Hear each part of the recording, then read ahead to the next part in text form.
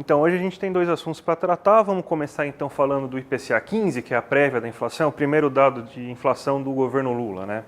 Então a gente já estava esperando um valor mais ou menos médio, foi em 0,55% a nossa inflação desses 15 dias desde o final de dezembro até 15 dias do começo de janeiro. Então é esse período, por isso que é IPCA 15, né?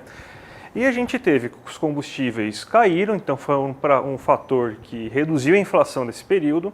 Acabou de anunciar, aliás, agora, um minuto antes de entrar no programa, alta de 7% dos combustíveis, então já vai ser um problema agora para o IPCA final, então esses dados a gente vai ter um problema um pouco maior, né?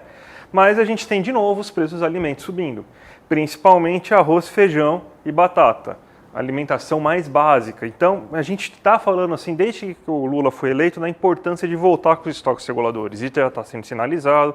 O problema é que você não forma estoque regulador do nada. Você tem que comprar esses bens quando tiverem com preço mais acessível para depois conseguir fazer regulação. Então, o estrago que foi feito desde o governo Temer, quando começou a acabar o estoque regulador, não vai ser tão rápido para a gente conseguir fazer essas medidas. Mas, mais uma vez, a gente aponta aqui a importância disso. Então, a gente teve de novo, o preço dos alimentos subindo, né, nesse momento, e foi o grande vilão desse IPCA 15. Então a gente pode esperar até um valor um pouco maior por causa do aumento que teve agora do preço do combustível que a Petrobras anunciou.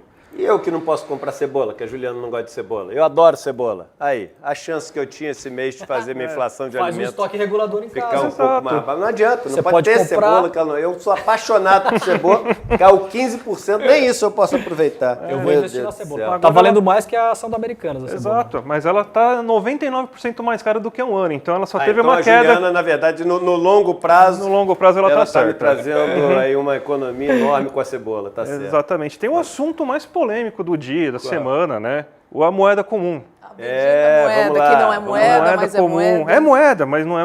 Assim, o que é uma moeda, gente? Vamos explicar para todo mundo, porque o pessoal tem que entender que moeda tem que ter três coisas. Ela tem que ser função de troca, você tem que trocar coisas por essa moeda, ela tem que ser uma reserva de valor, ou seja, ela tem que valer hoje mais ou menos o que ela valia ontem, e ela tem que ser unidade de conta. Você tem que conseguir contar, por exemplo, a gente recebe salário em moeda, em real, então a gente conta o nosso salário em real. Vai ser uma moeda assim, mas não é uma moeda que vai ser utilizada no dia a dia. Tanto que tem gente que está falando que é uma moeda parecida com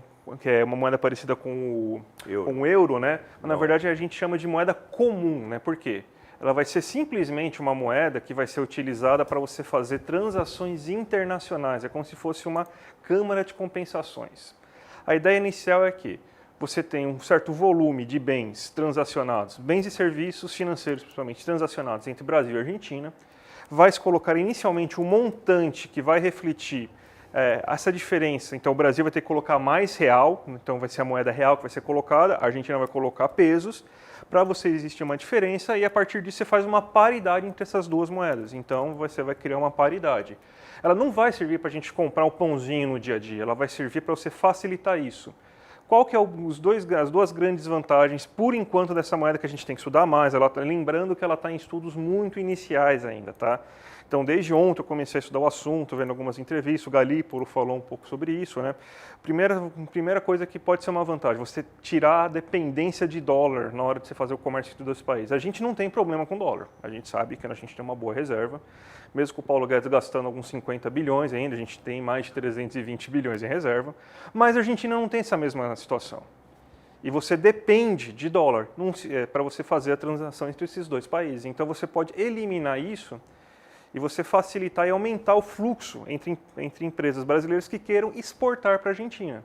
E se você tiver problemas de dívida na Argentina e a Argentina não conseguir pagar, a gente faz uma troca entre valores exportados. A China já está fazendo isso com a própria Argentina na hora que ela está fazendo isso com o yuan. Então cria-se uma dívida que é paga com um volume de exportações. Então você está garantindo um mercado consumidor futuro, mesmo que você tenha problemas de fluxo de caixa entre essas duas moedas.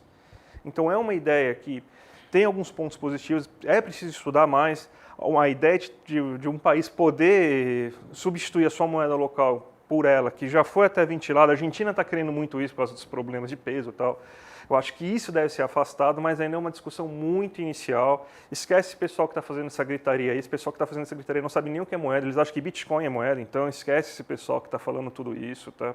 Então, muito cuidado, muita calma, a gente está indo em fases iniciais e quem tem estudo está demorando para entender e está tentando entender mais. O pessoal que está gritando só está querendo fazer barulho nas redes, tá certo? Muito obrigada pelos esclarecimentos, André. E deixa eu fazer aqui, gente, olha só, faltam agora 2 dias só para o nosso encontro, né, que é esse encontro chamado Mapa da Mina, que acontece todo ano.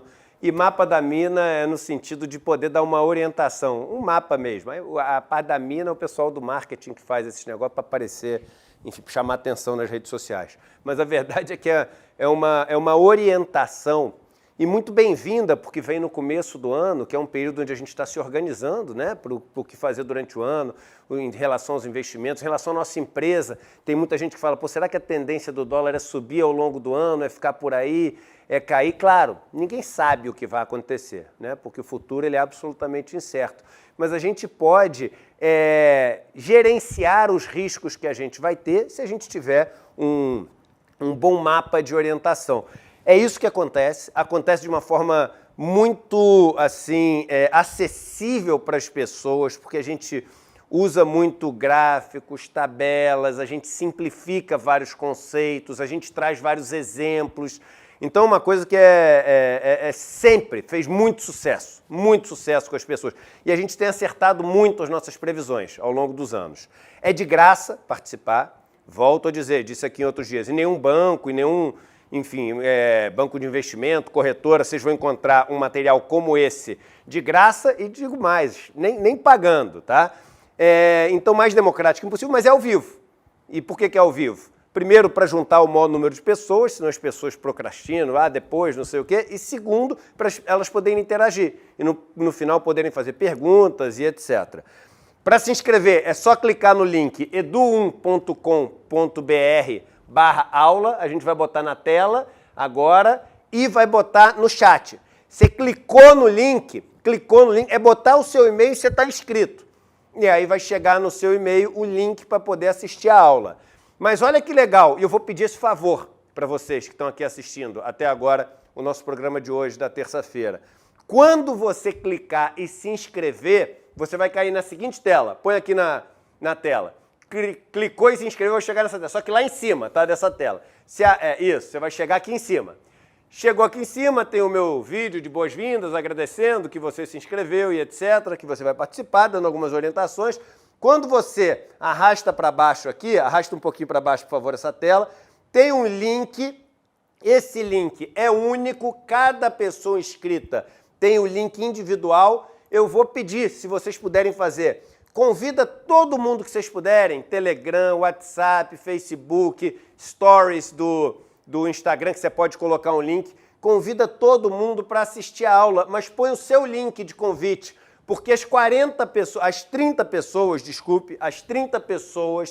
que... Vai para 40. Liberei hoje 40, hein? Liberei hoje, o pessoal vai ficar querendo me matar, mas tá liberado 40. Só porque eu falei errado, o problema é meu, eu tenho que pagar o preço de ter falado errado. Vamos para 40, vamos aumentar mais 10. As 40 pessoas que mais trouxerem inscrições, ou seja, você botou seu link e a pessoa se inscreveu na aula. Só isso, só se inscreveu para a aula. As 40 pessoas, a gente vai enviar para vocês um presente. As 10 primeiras vão ganhar 4 livros, os meus 3 últimos, e esse livro que é incrível do Stiglitz, que é o Povo, Poder e Lucro, Stiglitz, que foi Prêmio Nobel de Economia, né? Então vão ganhar 4 livros. Mas sorteio... Não, é um presente, as 10 que chamarem mais gente. E as outras 30, eram 20, falei errado hoje agora, se deram bem, as outras 30 vão ganhar de presente o meu último livro autografado, que a gente vai enviar para vocês, sem nenhum custo, sem ter que comprar nada, é presente, presente, presente. E bota lá no último lugar. No último lugar, acho que tem 10 indicações, se não me engano, quer ver? Os primeiros tem mais de 200, não sei o quê. O último lugar está aqui, ó, 11 indicações. Se você for puxar mais 10 ainda para baixo o ranking, vai ter 8 indicações. Então, se entrar agora e chamar a tua rede de amigos, etc., grande chance de você ficar aqui na turma. E aí pronto, ganhou o presente, entregue para sua casa. E o nosso muito obrigado, porque é educando as pessoas em relação a essas questões financeiras, a essas questões de investimentos, que a gente vai fazer com que elas não sejam passadas para trás pelos bancos e pelas corretoras. Esse talvez seja o maior serviço de utilidade pública que a gente todo ano faz. orientar as pessoas para tudo que vai vir ao longo do ano. É uma aula que tem centenas de milhares de pessoas. Fica o convite e o pedido para vocês ajudarem a convidar as pessoas para participar também.